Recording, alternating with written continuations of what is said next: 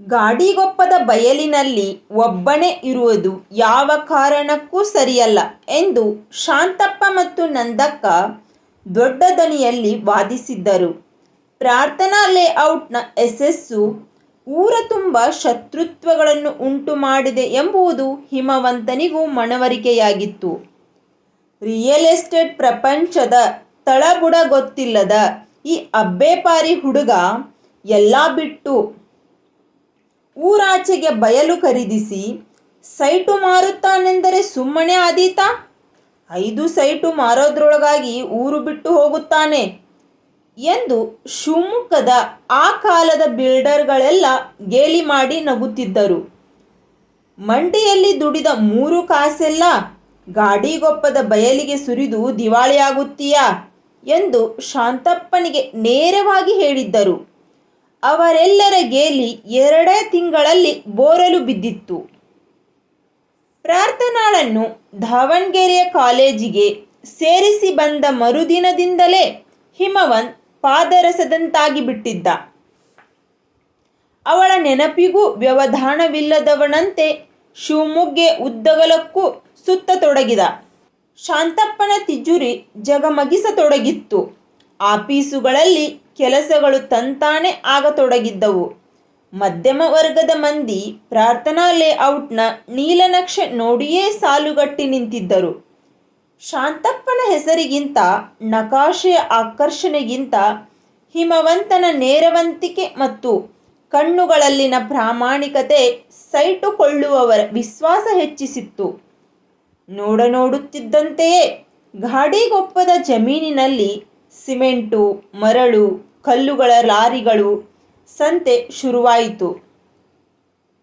ಬಿಲ್ಡರ್ಗಳು ಸುಮ್ಮನಿರ್ತಾರಾ? ಶಾಂತಪ್ಪನ ಧ್ವನಿಯಲ್ಲಿ ದಿಗಿಲಿತ್ತು.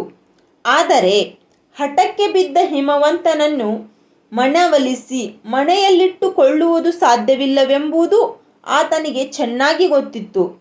ಕಬ್ಬಿಣ, ಸಿಮೆಂಟ್ ಇಳಿಸಲು ಗಾಡಿಗೊಪ್ಪದ ಜಮೀನಿನಲ್ಲಿ ಗೋದಾಮೊಂದನ್ನು ಮೊದಲೇ ಕಟ್ಟಿಸಿದ್ದ ಹಿಮವಂತ್ ಅದರ ಮೇಲುಭಾಗದಲ್ಲಿ ಚಿಕ್ಕ ಕೋಣೆಯೊಂದನ್ನು ತನಗಾಗಿ ಅಂತ ಕಟ್ಟಿಸಿಕೊಂಡಿದ್ದಾನೆ. ಅದರ ಕೆಲಸ ಮುಗಿದು ಬಾಗಿಲಿಕ್ಕಿದ ದಿನದಿಂದ ಅವನದು ಒಂದೇ ಹಠ, ಮನೆಯಲ್ಲಿದ್ದುದು ಸಾಕು, ಗಾಡಿಗೊಪ್ಪದ ಬಯಲಿಗೆ ಹೋಗಿರುತ್ತೇನೆ. ಮಧ್ಯ ರಜೆಗಳೆಂದು ಪ್ರಾರ್ಥನಾ ಬಂದಾಗ ಯಾವ ಕಾರಣಕ್ಕೂ ಅವಳಿಗೆ ತಾನೀಗ ರೂಮಿನಲ್ಲಿಲ್ಲವೆಂಬ ಸಂಗತಿ ತಿಳಿಯಬಾರದು ಎಂಬುದಾಗಿ ದಂಪತಿಗಳಿಬ್ಬರಿಗೂ ತಾಕೀತು ಮಾಡಿಯೇ ಗಾಡಿಗೊಪ್ಪಕ್ಕೆ ಅವನು ವಲಸೆ ಹೊರಟಿದ್ದ. ಅಲ್ಲಾದರೂ ಅಷ್ಟೇ, 1 ಚಾಪೆ, 3 ಜೊತೆ ಬಟ್ಟೆ, ಒಂದಿಷ್ಟು ಪುಸ್ತಕ, ಅನ್ನ ಬೇಯಿಸಿಕೊಳ್ಳೋದಕ್ಕೆ ಬರ್ರೆನ್ನುವ ಪಂಪ್ ಸ್ಟೋವ್.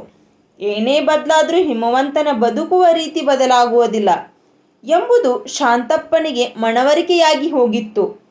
ಆದರೂ ನಂದಕ್ಕ ಗಲಾಟೆ ಮಾಡಿ ದಿನಕ್ಕೆ 2 ಬಾರಿ ಆಳುಗಳೊಂದಿಗೆ ಜಮೀನಿನ ಹತ್ತಿರಕ್ಕೆ ಊಟ ಕಳುಹಿಸುವ ವ್ಯವಸ್ಥೆಗೆ ಹಿಮವಂತನನ್ನು ಒಪ್ಪಿಸಿದ್ದಳು. ತಮಗಾಗಿ ದುಡಿಯುತ್ತಿರುವ ಹುಡುಗನಿಗೆ ಕೆಲಸದ ಬಗ್ಗೆ ಅದೆಷ್ಟು ಶ್ರದ್ಧೆ! ಅವರು ಹಾಗಂದುಕೊಂಡಿದ್ದರು. ಮನುಷ್ಯರ ಸಹವಾಸವನ್ನೇ ಬಿಟ್ಟು ಗಾಡಿಗೊಪ್ಪದ ಬಯಲಿಗೆ ವಲಸೆ ಹೊರಟಿರುವ ಹಿಮವಂತ್ ಅಲ್ಲಿ ಕೇವಲ ಪ್ರಾರ್ಥನಾಳ ಗೈರು ಹಾಜರಿಯನ್ನು ಮರೆಯುವ ಪ್ರಯತ್ನ ಮಾಡುತ್ತಿಲ್ಲ. ಭವಿತವ್ಯದ ಒಂದು ಶಾಶ್ವತ ಶಾಪಕ್ಕೆ ತನ್ನನ್ನು ತಾನು ಅಣಿ ಮಾಡಿಕೊಳ್ಳುತ್ತಿದ್ದಾನೆ ಎಂಬುದು ಅವರಿಗೇನು ಗೊತ್ತು? ದೇವರಿಗ ಎಂಬ ಪದವನ್ನೇ ಸುಮಾರು 1700 ಸಲ ಹಾಳೆಗಳ ತುಂಬ ಬರೆದು ಅದರ ತುದಿಯಲ್ಲಿ ಪ್ರಾರ್ಥನಾ ಎಂದು ಸಹಿ ಮಾಡಿ ಅಂಚೆಗೆ ಹಾಕಿದ್ದಳು ಪ್ರಾರ್ಥನಾ. ಅದು ದಾವಣಗೆರೆಯಿಂದ ಅವಳು ಬರೆದ ಮೊಟ್ಟ ಮೊದಲನೆಯ ಪತ್ರ. ಅದರಲ್ಲಿನ ಒಂದೇ ಪದವನ್ನು ಹಿಮವಂತ್ 1700 ಸಲ ಓದಿಕೊಂಡಿದ್ದ. ಗಾಡಿಗೊಪ್ಪದ ಬಯಲಲ್ಲಿ ನಿಂತು ಆಕಾಶದಲ್ಲಿನ ನಿಚ್ಚಳ ನಕ್ಷತ್ರಗಳನ್ನು ನೋಡುತ್ತಾ ನಿಂತಾಗ ಇದ್ದಕ್ಕಿದ್ದಂತೆ ಒಂದು ಪ್ರಶ್ನೆ ಉದ್ಭವವಾಯಿತು. ದೇವರಿಗೆ ಮೋಸ ಮಾಡುವುದಿಲ್ಲವಾ? ಯಾರೋ ತಥಾಸ್ತು ಅಂದಂತಾಯಿತು. ದಕ್ಕನೆ ಎದ್ದು ಕೂತ.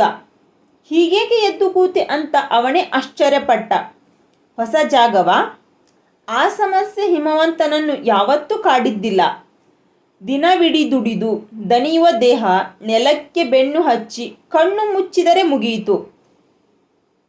ಮೆದುಳಿನೊಳಗೊಂದು ಸ್ವಿಚ್ಚು ತಂತಾನೆ ಆಫ್ ಆದಂತೆ, ಕಡೆದಿಟ್ಟ ವಿಗ್ರಹದಂತೆ ಮುಂಜಾನೆಯ ತನಕ ಸಣ್ಣದೊಂದು ಹೊರಳಿಕೆಯೂ ಇಲ್ಲದೆ ಮಲಗಿರುತ್ತಾನೆ. ಒಂದೇ ಚಾಪೆಯ ಮೇಲೆ ದೇಹದ ಬಿಸಿ ದೇಹಕ್ಕೆ ತಾಕುವಷ್ಟು ಸನಿಹದಲ್ಲಿ ಪ್ರಾರ್ಥನಾ ಮಲಗಿರುವಾಗಲೂ ಹಿಮವಂತ್ ನಿದ್ರೆ ಇಲ್ಲದೆ ನರಳಿರಲಿಲ್ಲ. ಇವತ್ತೇಕೆ ಹೀಗೆ? ಕೋಣೆಯ ಕಬ್ಬಿಣದ ಬಾಗಿಲು ನೂಕಿಕೊಂಡು ಈಚೆಗೆ ಬಂದ. ಹೊರಗೆ ದೊಡ್ಡ ಹುಣ್ಣಿಮೆ. ತಾಯಿಯಂತೆ ಆಕಾಶ ಭೂಮಿಗೆ ಹಾಲೆರೆಯುತ್ತಿದೆ. ಗಾಡಿಗೊಪ್ಪದ ಜಮೀನಿನ ತುಂಬ ಬೆಳದಿಂಗಳುಗಳು. ಮತ್ತೊಮ್ಮೆ ಕೋಣೆಯೊಳಕ್ಕೆ ಹೋಗಿ ಪ್ರಾರ್ಥನಾ ಬರೆದ ಪತ್ರ ತಂದುಕೊಂಡು ಆ ಬೆಳದಿಂಗಳ ಬೆಳಕಿನಲ್ಲಿ ಓದೋಣವೇ ಅಂದುಕೊಂಡ. ಅದರ ಜರೂರತ್ತು ಕಾಣಲಿಲ್ಲ. 1700 ಸಲ ಬರೆದಿದ್ದಾಳೆ. ದೇವರಿಗೆ ಮನುಷ್ಯ ಮೋಸ ಮಾಡುವುದಿಲ್ಲ, ಮಾಡಲಾರ. ಹಾಗಂತ ಪ್ರಾರ್ಥನಾ ನಂಬುತ್ತಾಳೆ. ಇನ್ನೇನು ಕಾಲೇಜಿಗೆ ಸೇರಿಸಿ ಹಾಸ್ಟೆಲಿನ ವ್ಯವಸ್ಥೆ ಮಾಡಿ ಅವಳ 5 ವರ್ಷಗಳ ಅಖಂಡ ತಪಸ್ಸಿಗೆ ಬೀಜಮಂತ್ರ ಬೋಧಿಸಿ ಅವಳನ್ನು ಹಾಸ್ಟೆಲಿನ ಹೆಬ್ಬಾಗಿಲ ಬಳಿ ಬಿಟ್ಟು ಹೊರಡುವ ತನಕ ಹಿಮವಂತನಿಗೆ ಕೂಡ ದೇವರಿಗೆ ಮನುಷ್ಯ ಮೋಸ ಮಾಡಲಾರ ಅಂತಲೇ ಅನಿಸಿತ್ತು. ಈ ಬದುಕು ಅನಿರೀಕ್ಷಿತವಾಗಿ ತನಗೊಂದು ಗುರಿ ಕಲ್ಪಿಸಿದೆ, ಶ್ರುತಿ ಒದಗಿಸಿದೆ. ತನ್ನೆಲ್ಲ ಆಶಯಗಳ ಕೇಂದ್ರ ಬಿಂದುವೆಂಬಂತೆ ಪ್ರಾರ್ಥನಾ ಬಂದೊದಗಿದ್ದಾಳೆ. 5 ವರ್ಷ ತಾನೇ ಕಷ್ಟಪಟ್ಟು ಅವಳನ್ನು ಓದಿಸಿಬಿಟ್ಟರೆ ಮುಗಿಯಿತು.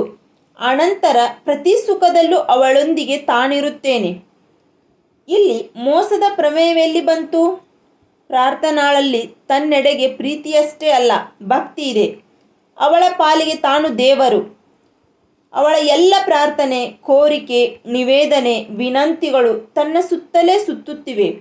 ಇದು ಶಾಶ್ವತ. ಅವಳು ಮೋಸ ಮಾಡಲಾರಳು. ಹಾಗಂದುಕೊಂಡೇ ಹಾಸ್ಟೆಲಿನ ಹೆಬ್ಬಾಗಿಲ ತನಕ ಬಂದಿದ್ದ. ಆದರೆ ಆ ಕಡೆಯ ಕ್ಷಣದಲ್ಲಿ ಅದೇನಾಯಿತೋ ಮನಸ್ಸು ಚಡಪಡಿಸಿ ಕೇಳಿಯೇ ಬಿಟ್ಟಿತು. ಪ್ರಾರ್ಥನಾ, ನೀನು ನನಗೆ ಮೋಸ ಮಾಡುವುದಿಲ್ಲ ಅಲ್ವಾ?